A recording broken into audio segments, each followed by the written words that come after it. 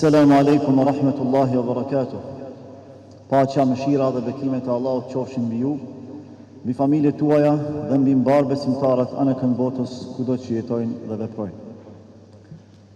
E nderuara kryesi e shoqatës shqiptare të Freiburgut, të nderuar imamler, e nderuara audiencë e mrekullueshme, i nderuar i miku im i çmuar dhe i shtrenjtë, Haxhi Urim Hoxhaj, Zoti ju shpërbleft për ftesën, për nderimin dhe njëherë edhe për pjesëmarrjen tuaj në këtë eveniment kaq madhështor dhe të rëndësishëm për ne si musliman shqiptar. Fillimisht, data 28 nëntori padyshim është datë që bashkon të gjithë shqiptarët kudo që jetojnë. Është datë me rëndësi që na përkujton sakrificat më të mëdha dhe më madhështore që bën para ardhësit tanë. Pas Allahut madhërisëm janë pikërisht sakrificat e tyre që ne sot i gëzojmë. Jetojmë lirshëm, flasim lirshëm gjuhën e nënës sonë dhe e adhurojmë krijuesin ton ashtu siç ai kërkon dhe ashtu siç profeti i Zotit alayhi salatu wassalam na mëson. Nuk ka dyshim se një prej çështjeve më të rëndësishme në jetën tonë është padyshim edhe adhurimi i Allahut, adhurimi i krijuesit. Lidhja mes robët dhe Zotit është e përhershme. Dhe kjo lidhje kërkon përforcim të vazhdueshëm, të përhershëm gjithashtu. Përforcimi i kësaj lidhje arrihet vetëm përmes komunikimit të përditshëm me Zotin e Madhërisëm. Dhe kjo normalisht bëhet në mënyrën më të mirë përmes institucionit të adhurimit të Allahut siç është xhamia. Xhamia nuk është thjesht një objekt kulti, por është shtëpi e Allahut, sepse kështu Allahu e ka quajtur atë.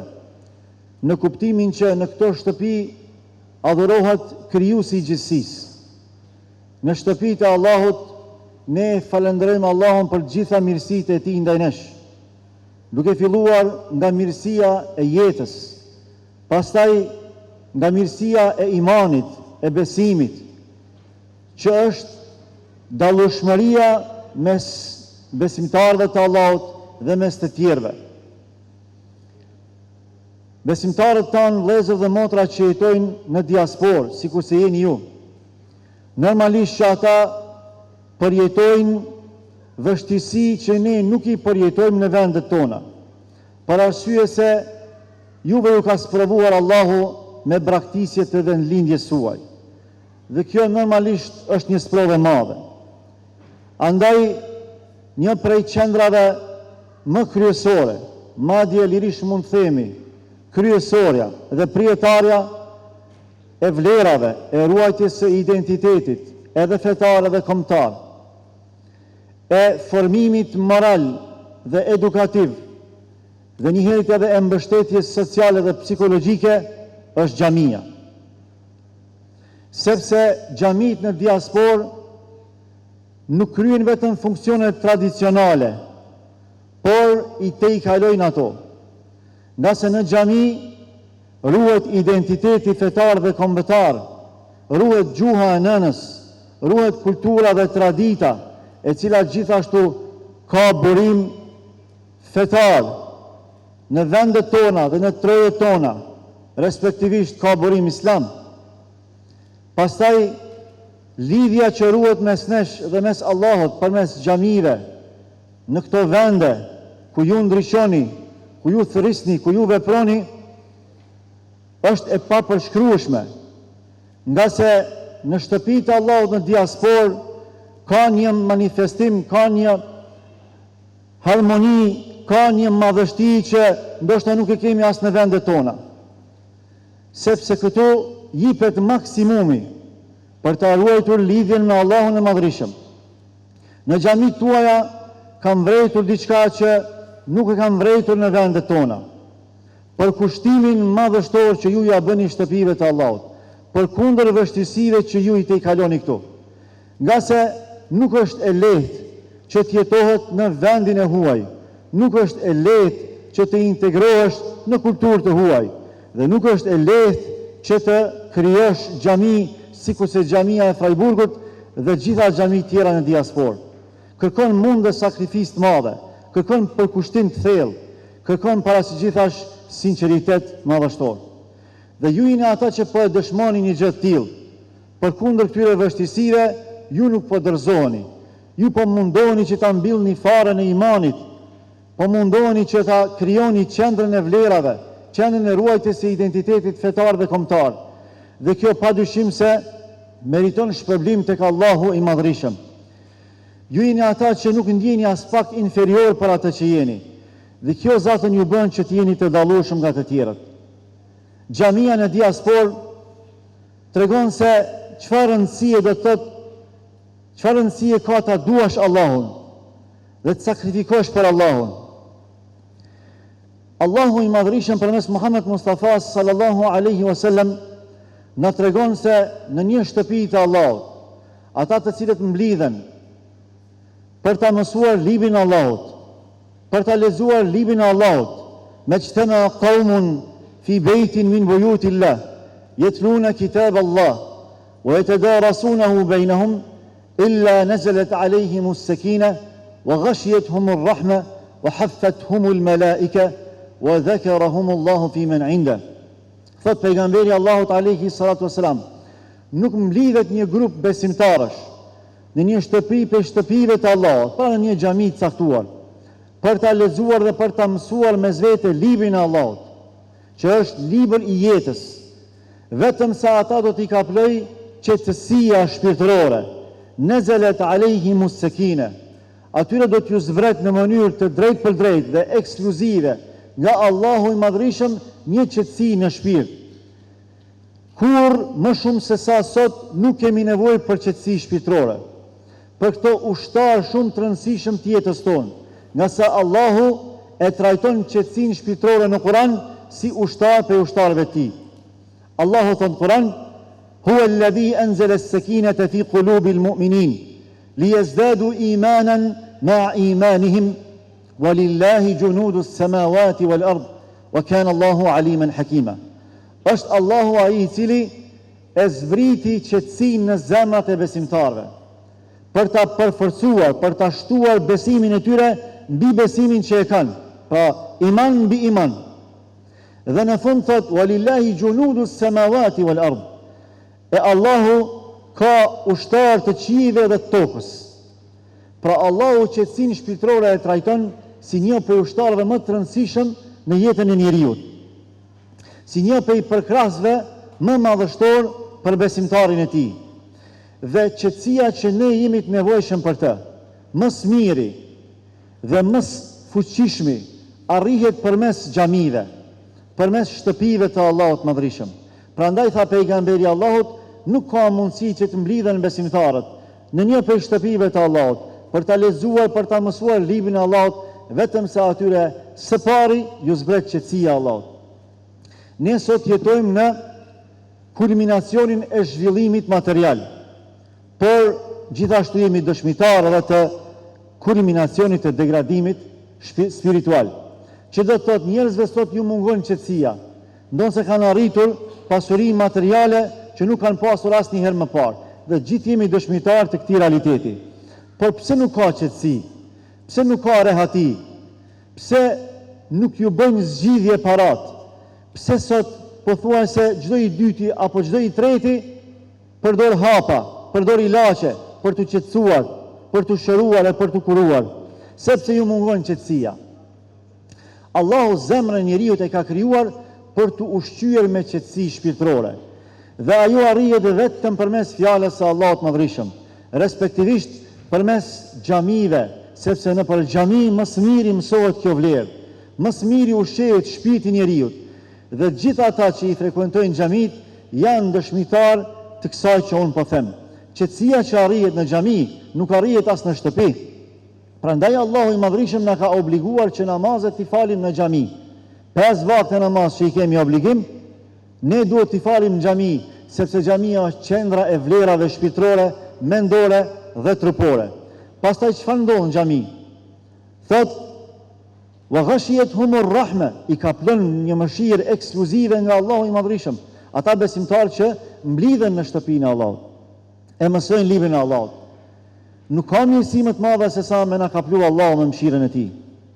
Allahu është Ar-Rahman dhe është Ar-Rahim.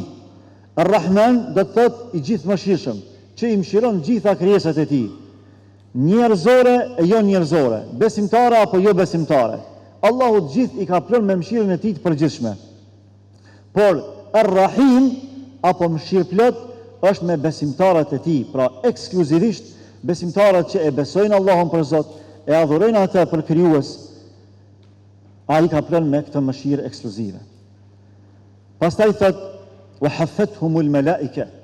Para se ata të qëndrojnë në një prej shtëpive të Allahut, ata do t'i përshkruajnë melekët e Allahut me flatrat e tyre.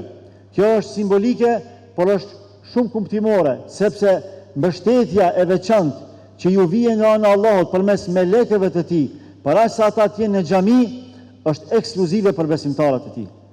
Dhe kjo mbështetje buron në xhami, por reflekton edhe jashtë xhamisë. Dhe në fund, që është më e bukur e gjithë saj që përmendet, wa dhakarahumullahu fi man inda, Allahu do t'i përmend në audiencën qiellore ata që e përmendin Allahun në audiencën toksore. Në cilat vende? Në xhami. Në vendet më të pastërta, më të bukura, në rrezullin toksor. Nuk ka krenari më të madhe se sa me të përmend Allahu me emër e me mbiemër në audiencën qiellore të melekëve të tij. Para mendojeni vetëm tash, secili prej nesh, me emër me mbiemër me na përmend Allahu te Gjibraili, te Mikaili, te Israfili dhe të gjithë melekët e tij. Edhe me krenari Allahu thot, robi im filani i biri filanit është duke më përmend mua në xhami. Nuk ka krenari më të madhe se sa kjo. Për ta kuptuar më thjesht një parafrim logjik. Nëse një person me fuqi globale, me impakt global, njeriu më i fuqishëm në botë, kushdo që mund të jetë ai, të përmend ty në audiencën e tij, tek stafi i tij, tek populli i tij, a nuk do të ishte kjo krenari për ne? Padyshim se po. Do të ishte krenaria më e madhe në tokë. Bëhet fjalë për mbretin e mbretërve, për krijuesin e gjithësisë. Ai po përmend dhe po thot, përmes Muhammed Mustafas sallallahu alaihi wasallam, në qoftë se mua më përmendin në shtëpitë e tij disa prej besimtarëve të Allahut subhanahu wa taala, Allahu do t'i përmend në audiencën e tij qiellore. Gjitha këto benefite, gjitha këto mirësi ishin për ata që i frekuentojnë xhamit. Tani lind pyetja, si është fjala me ata që i ndërtojnë xhamit? Si është fjala me ata që bën shkak i ndërtimit të xhamive, në veçanti në diasporë? Sepse tek ne ka traditë. Tek ne tradita është gjetur dhe trashëgohet. Ju po krijoni traditë. Ju po krijoni vlerë. Ju po hapni derën e mirësisë e cila është e pashtershme. Me fjalë tjera, ju jeni sahabët lokal të këtij vendi, sepse ju e luani rolin kryesor që e kanë luajtur sahabët në kohën e Muhammed Mustafas sallallahu alaihi wasallam. Prandaj pejgamberi Allahut, institucionin e parë që e ndërtoi në Medinë, me të arritur në të, pa u akomoduar, pa u sistemuar, e përzgjodhi vendin e xhamisë dhe dha urdhër për ndërtimin e xhamisë, sepse xhamia është burimi i gjitha vlerave, sepse përmes xhamive ne ndërtohemi dhe formsohemi në mënyrën më të mrekullueshme. Prandaj ne nëpër xhami jemi familje e dytë, e sidomos këtu në diasporë. Mbështetja që ju e gjeni nëpër xhami është ajo që e zaventson dhe e kompenson atë mbështetjen familjare që ju e keni braktisë nëpër shtëpitë tuaja.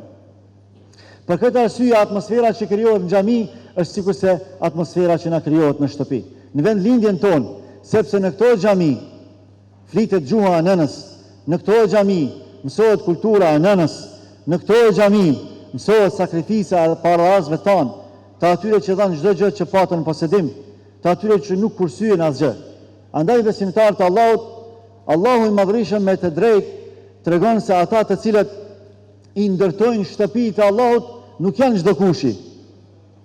Allahu thot inma ya'muru masajid Allah man amana billahi wal yawmil akhir. Pjesa e parë e ajetit thot shtëpitë e Allahut, xhamitë e Allahut i ndërtojnë ata që besojnë në Allahun dhe besojnë në ditën e gjykimit. Pra, shtëpitë e Allahut nuk i ndërtojnë duart as nuk i ndërtojnë gjepat, por i ndërtojnë zemrat. Shtëpitë e Allahut i ndërtojnë ata që kanë iman, ata që kanë besim, sepse ata e dinë që nuk ka vlerë më të madhe se sa të ndërtosh një prej shtëpive të Zotit, përmes së cilës do të promovohen vlerat fetare dhe kombëtare në atë vend. Dhe për fund, kur pejgamberi Allahut sallallahu alaihi wasallam u akumtoi sahabëve të tij zbritjen e një prej ajeteve më madhështore kuranore, ku thot Allahu i Madhërisëm: "Lan tanalu al-birra hatta tunfiqu mimma tuhibbun, wama tunfiqu min shay'in fa inna Allaha bihi alim." Nuk ka mundësi që ta arrini mirësinë reale vetëm se atëherë kur ju jepni për asaj që doni më shumti. Për asaj që doni më shumti, për gjërave që i keni më të dashura. Pse jepet kjo? Për me arrit mirësinë. Si arrihet mirësia? Për me ia dëshmuar Allahut devotshmërinë. Besimtar të nderuar, çdo gjë në jetën e kësaj bote është biznes, është tregti. Edhe raporti ynë me Allahun është tregti. Allahu ka treguar në Kur'an kësaj: "Inna Allaha ishtara min al-mu'minina anfusahum wa amwalahum bi anna lahumul janna." Allahu ka ble shpirtrat besimtarëve dhe pasuritë e tyre për t'u dhënë si kompenzim xhenetin. Paramendojeni, Allahu i cili na ka krijuar pa na pyetur fare, na ka nderuar pa na pyetur fare, na ka dhënë jetën, na ka dhënë zemrën, na ka dhënë imanin, na ka dhënë familjen, na ka dhënë vatanin, na ka dhënë mundësinë për të jetuar dhe për të vepruar kudo që të jemi, për të qenë sa më produktiv. Po kërkon prej nesh, në shenjë nderimi për ne, që ne Allahut t'ia japim shpirtrat tanë, të cilët ai na i ka dhënë, e ai si kompenzim me na dhon xhenetin. Por poshtë saj thot edhe pasuritë tuaja. Në fakt çdo gjë që kemi në posedim është e Allahut. Edhe shpirti ynë është i Allahut, edhe pasuria jonë është e Allahut. Prandaj i besimtari i sinqert nuk kursen asgjë nga vetvetja kur është në pyetje arritja kënaqësisë së Allahut. Prandaj ajo që ju keni arrit me bë deri më sot, e keni sjell deri këtu, xhamin që është, dhe unë jam i bindur që ju nuk keni me leju me dështu ky projekt. Unë jam i bindur që ju nuk keni me leju që ju mu korrit para Allahut Madhërisëm, para atij që u dha juve shpirtin, u dha gjitha këto pasuri dhe mirësi, sepse Allahu juve ju ka ushtar ti. Ushtar ti në këto troje. Dhe për këtë arsye unë fuqishëm besoj tek Allahu i Madhërisëm që përmes jush ky projekt do të finalizohet me lejen e Allahut. Kur zbriti ky ajet, atëherë sahabiu i nderuar Abu Talha al-Ansari radhiyallahu anhu tha: "Ja Rasulullah, me qenë se mirësia po arritka, duke dhënë ato që kemi më dashur për shpirtin tonë e për zemrën tonë, unë e jap bunarin që e kam së bashku me kopshtin tim që e kam më dashurin." Ka qenë pjesa më e shtrejtë, pasuria më e shtrejtë, sepse ka qenë përpara xhamisë së profetit Muhammed sallallahu alaihi wasallam. Pejgamberi Allahut i tha: "Lum për këtë fitim, lum për këtë fitim." Pra e konsideroi si fitim të madh për gatishmërinë dhe sakrificën që e dha ky sahabi i nderuar, e dha më të mirën që kishte pe pasurive ti për hir të Allahut Madhërisëm për me arrit mirësinë e tij.